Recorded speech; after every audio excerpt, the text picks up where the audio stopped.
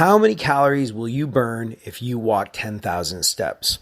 Well, let's you and I discuss. Hey, you, it's AD Roundtree. How are you? Welcome to this, your Wednesday edition of the show. Yeah, Wednesday. Excellent job, my friend. You are already halfway through yet another week. This is no small accomplishment. You're doing awesome. Hang in there. You got this. You are a badass. And if you need something, if there's anything I can do for you to make your Wednesday better, hit me up. I'm here with you. I'm here for you. At ADSXE is where you can find me on Instagram, Twitter, and Facebook at ADSXE. Put it in your phone now in case you need it later. And if you want to support the podcast on Patreon, you can do that too. Patreon.com/ADSXE. That's patreon.com/ADSXE. Like I've said numerous times, most of our conversations that you and I appear to be having on the podcast relate to health and mental health. And I think these questions should be, these conversations should be free to everyone for all time, in perpetuity. So I'll never put the podcast behind a paywall. I'll never charge a subscription fee. But if you do want to kick in something, you can do that. Patreon.com/ADSXE. And thank you so much to everyone who has done that. A couple of you have asked me to set up a PayPal account just because you don't want to create a Patreon account. You just want to send me $1 or something. I thank you. I really appreciate it. I got to think. I got to think if that's something I'd be comfortable doing. I think so. There's something about, I've always felt uneasy about that sort of thing. I've seen bands. You know what it comes from? I've seen bands that do that set up PayPal accounts so their fans can help pay for gas money to get to the next town when they're on tour, or buy them a new van or a new set of guitar strings or something like that. And when I was a kid back in the day, coming up, we didn't have any of that. We had to get where we were going based on our own blood, sweat, and tears. And the way we made money was by being awesome playing shows. And if we were awesome enough, we would come back and the crowds would be bigger. We'd get more money from the promoter. We'd sell more merchandise. And I feel like we did it off of our own blood, sweat, and tears. And now I see bands sort of crowdfund entire albums and tours before they've even set foot out their door or picked up a guitar. I don't have a problem with this, but it's something that, I don't know. I'm not entirely sure if I'm comfortable with that. But to those that say I should just set up a PayPal so you can buy me a cup of coffee without the middleman of Patreon being involved or you having to have an account, let me think about how I feel about that. And let me know how you would feel about that. I appreciate the support, and that's really almost enough for me. Just you asking is almost reward enough. Not the kind of reward that pays rent or buys groceries, but it is really, really cool of you. Thank you. I appreciate it. And I'll let you know where I fall down on that. And if you have any thoughts, you can let me know too. How many calories do you burn with 10,000 steps? Well, okay, I preface this the way I do all the fitness conversations we have on the show by saying, I don't know, I'm not a doctor, I'm not a trainer. I can just tell you what has worked for me. And well, I can tell that health, fitness, weight loss, fat loss, it's on a lot of people's minds at the moment. Spring has sprung. That means summer is just a hop, skip, and a jump away. And now is around the time where a lot of people are looking in the mirror going, this is it. This is the year I'm going to do it. This is the year I'm going to become a ripped, toned, shredded, single-digit body fat having super athlete with a noticeable six-pack that I'm going to be parading around that beach or that swimming pool all day long. It's going to happen. Because I've been getting more and more emails and messages about health, fitness, specifically those related to weight loss and fat loss. And, well, like I said, I don't really know what I'm talking about, but I do know what's worked for me. And this whole walk 10,000 steps a day thing, I don't know exactly where that comes from, but any steps more than you're walking right now are useful. And walking is a fantastic thing to do. I think it's so much better than huffing and puffing your guts out on the treadmill or the elliptical or on the stationary bike, killing yourself, doing really sort of stressful, hard cardio for two reasons. One, For me, it's more enjoyable. You might love the grind and the sweat and all of the above. That is where you and I are different. I like walk. It's relaxing. It's refreshing. It's a whole bunch of things that long, grueling, sweaty cardio are not. And not only that, if you are doing cardio because you are trying to cut some weight, drop some fat, whatever the case may be, I find for whatever reason, more aggressive, grueling, sweaty, huffy, puffy cardio will make me ravenous. Like I'll really, really want to eat after that. And oftentimes I do. And like I've said before, you have a couple peanut butter and jelly sandwiches after 45 minutes on the stationary bike, killing yourself, or on the treadmill or whatever it is. And boom, there goes your 45 minutes and you probably ate a little extra. So I'm a big fan of walking. Walking doesn't make me hungry, and I think sometimes it can take the edge off of your appetite too. Maybe that's just me, I don't know. But I got an email from Scott saying, "Hey man, I got on your diet and exercise plan and I'm feeling good. I've been doing it since December, minus some cheats around the holidays, and I've lost 12 pounds. I can't believe it. Thank you. Your plan makes it so simple." Well, that's really, really cool. It's not my plan. It's a plan that's been out there since the dawn of time. It's the plan I follow. I found it from a guy called, I found it online on YouTube. There's this guy called The Last Natural. You've maybe heard me talk about him on the podcast before. He's not trying to sell you anything. His plan is super basic. He lays it out very clearly, and he is a nurse, so he has a degree of understanding about the human body that most of us do not. So I found him to be trustworthy when I was looking on the interwebs for an educational source for exercise and diet. And I also found that what he outlined worked well for me. If you are interested in the plan, I can send it to you, or you can look him up on YouTube, The Last Natural. I 10 out of 10 recommend it. Also, he's pretty funny. Anyways. There's something I wanted to point out about what Scott said. He said, "I got on your diet and exercise plan and I'm feeling good. I've been doing it since December, minus some cheats around the holidays, and I've lost 12 pounds. Now, that's pretty significant. Losing 12 pounds, good job, man. That's awesome. But note the time that has elapsed. He started doing that in December, maybe the first time I started talking about it on the podcast. And, well, note the amount of weight he's lost, 12 pounds. How much time has elapsed since December? About 12 weeks. That means Scott is on an easy pace of losing about a pound a week. He's not doing anything crazy. He's not doing anything extreme. He's just staying consistent. And you'll notice that he, had some cheats around the holidays, as we all do. Trying to be rigid when you're having delicious homemade food put in front of you, trying to be rigid about your diet and nutrition, it's impossible and miserable, and you will not get the most out of the joyous freaking Yuletide season if you do it. So just observe Scott's results. Lost 12 pounds since December at a reasonable rate that allowed him to live his life and, eat some holiday food. So that's just something that I think is worth pointing it out. Take it slow, take it easy. Be consistent. The main thing is remaining consistent. It doesn't matter if you have an extra slice of pumpkin pie on Christmas Day. You just want to get back to your plan the day after, or maybe the day after that. But no matter how many days you blow it for over the holidays, you're not really blowing it. You're not really blowing it when you have a celebratory dinner. You're not really blowing it when you have, a cookie. You're blowing it when you don't get back on your plan after having overindulged for a special occasion. So good job, Scott. Take it easy on yourself, be consistent, and you're going to get where you're going. Scott said, "I have a question though. I'm down 12 pounds and I want to lose about 8 more. I only laugh because, we set ourselves these goals. We're like, I'm going to lose 20 pounds. And, I get it. I totally do that. I'm very goal oriented. And most of my goals have, when it comes to the amount of weight I'm going to lift or the amount of weight I'm going to lose, they always seem to have a 0 at the end. So I very much relate to it. I'm down 12 pounds and I want to lose about 8 more, but I don't really want to eat much less food.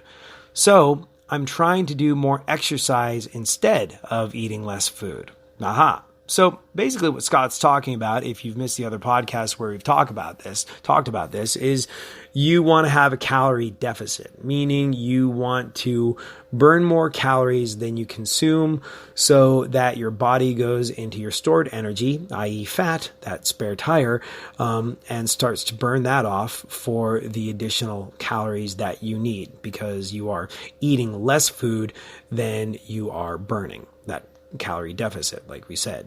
So Scott's trying to create a larger calorie deficit, not by eating less, but by exercising more. He said, I'm trying to do more exercise instead of eat less food. How many calories do you burn when you walk 10,000 steps? I'm lowering my calories with intermittent fasting, but I don't want to go much lower. I'm trying to burn more calories than I eat by walking instead of cutting more out of what I eat, but I don't know how much 10,000 steps burns. I use 2 different step counters and they tell me different things. How many steps a day do I need to do to lose 8 more pounds? Thanks, man. You've always made my day better when I heard you on the radio. Now you've even changed my health, Scott. Well, thank you. I really, really, really appreciate that. And yeah, there's no two ways about it. Getting healthy feels better. Taking control of something in your life that you have struggled with feels better. And I guess that's why I enjoy having these conversations, not because I am a doctor or a trainer, not because I really know what I'm talking about, but I found something that works for me. I'm an uncomplicated guy that doesn't like to do a bunch of fancy stuff. I tried a bazillion different things. Like I did all sorts of stuff in the gym, ran a couple different programs. I even tried that CrossFit thing for a while. And I know a lot of people really, really love CrossFit, but it wasn't for me. It was almost too complicated for my tastes. And it involved being around crowds of people, egging each other on. And that's great for a lot of folks. Not me. I don't like to talk to anyone when I'm exercising. I don't like to have a buddy. I don't like to be spotted. I like to be able to get in, get out, do my thing, and leave. And yeah, it does feel really good to do this. And I suppose that's why I wanted to share it with people when the questions started coming up. Just because, well, I found something simple that works a lot easier than a lot of the things a lot of people are trying to sell you. So I'm really, really glad to hear that, Scott. Now, your question about how many steps does 10,000, how many calories does 10,000 steps burn? Well, here's the thing. I noticed you said you use a couple of step trackers and calorie counters and they're giving you different results. This is not uncommon. If I look at my step counter for today, I think it'll say that I walked around 10,000 steps and burned 433 calories. Is that true? I don't know. But what I do know is you want to pick one step counter and one calorie tracker and stick with that. It has been shown over and over again that the things that measure the amounts of calories that you burn are wildly inaccurate. And pretty much every device you own has one on it now. You got a step counter on your watch. You got a step counter on your phone. If you go to the gym and get on even the most basic piece of cardio equipment, a stationary bike, an elliptical, a treadmill, every single one of those things will tell you how many calories you've burned during your exercise. And almost every single one of those things is probably wrong. And I say that not because I know anything, but just because, well, there's been numerous studies that have found that some of those are off significantly, sometimes by up to about 50%. How many calories you burn doing any specific activity depends on a lot of different things. The larger you are, the more energy it takes to move your body around. So 10,000 steps for a 250-pound person is going to burn more calories than 10,000 steps for a 150-pound person. You're carrying around an extra 100 pounds. You bet your sweet bippy that you're going to burn more if you're carrying an extra 100 pounds around. There's just no two ways about it. So that step counter and calorie tracker that you use is probably inaccurate. This doesn't mean you shouldn't be using it. What this means is you should try to use the same one every single day. Meaning if you're going by the one on your phone, go by the one on your phone. If you're going by the one on your watch, go by that. If you're on a piece of cardio equipment, try and use that same piece of cardio equipment when you're really concerned about counting the number of calories you burned. Just because however far it's off, you want to be consistently off. So you kind of get your personal baseline. Does that make sense? Meaning, say you're eating, you didn't mention how many calories you're eating a day, Scott. But if you are eating, say, 1,800 calories a day, and you are trying to get into a larger calorie deficit. Say you expend 2,000 calories a day, you're cutting 200 calories out by eating 1,800 calories, and you want a larger calorie deficit of 300 or 400. Now, how are you going to get rid of the extra 200 calories? Walking is a great way to do that. But your calorie counter could tell you numerous different things as you're finding. So you're going to find a baseline. And, say your phone tells you you've walked 10,000 steps and you've burned 400 calories. Most people, I think, would agree that walking 10,000 steps, depending on who you are, how much you weigh, the pace at which you walk them, all these different variables, walking 10,000 steps burns between 400 and 500 calories a day. Walk 10,000 steps, you're probably going to burn between 400 and 500 calories. But it's important that you get that data from the same piece of equipment every single day. So you're working out a baseline. Your calorie counter, your step counter, they might be inaccurate, but you want to be consistently inaccurate so that you can go, all right, 10,000 wasn't getting the job done. I'm going to experiment with 11,000 or 12,000 or whatever the case may be.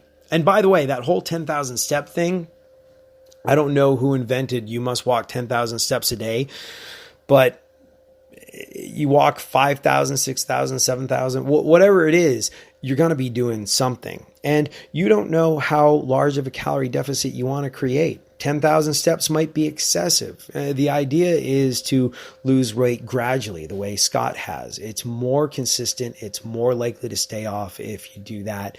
There are studies and hard data that will tell you that if a person loses weight slower, they are significantly less likely to put it back on. So going for that smaller calorie deficit, maybe 200-300 calories a day, the way Scott is, and losing a pound a week the way Scott is cool. And so, Scott, I would advise you to not necessarily walk 10,000 steps a day, but whatever you're doing now, if you first and foremost, you might lose that extra 8 pounds exactly how you are.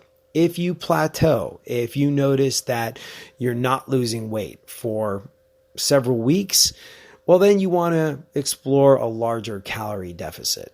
Then you want to think about, either dropping your calories or upping your exercise. But you didn't say how many steps you're walking in a day.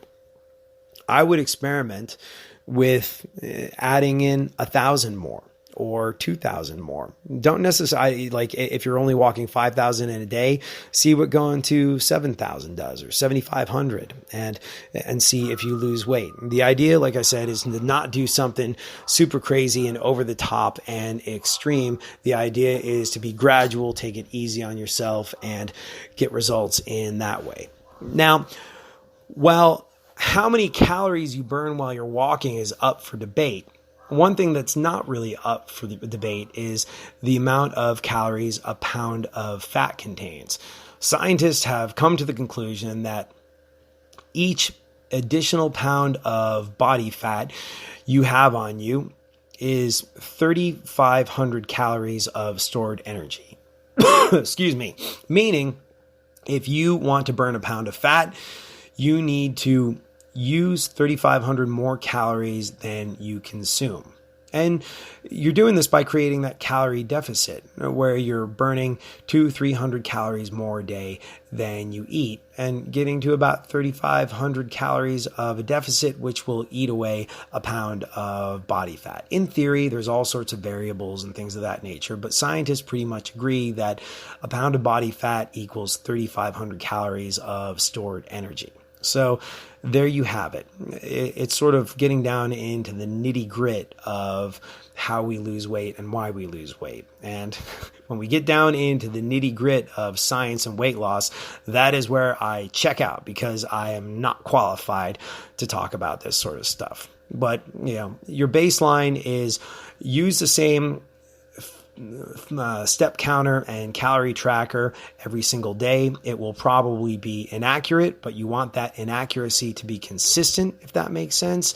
And you can look at things going, hey, each extra pound of body fat I have on me contains 3,500 calories of stored energy. If I burn 200 calories a day, that's how much I'm taking. If I have a calorie deficit of 200 calories a day, that's how much I'm taking out of that pound of body fat. Does that all make sense?